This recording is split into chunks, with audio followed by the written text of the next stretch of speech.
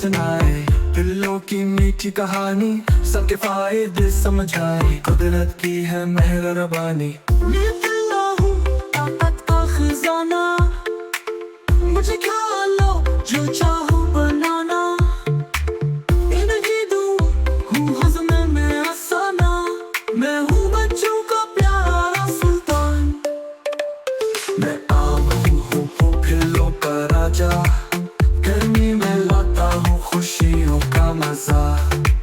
وادامنے سے بھرپور ہوں بھائی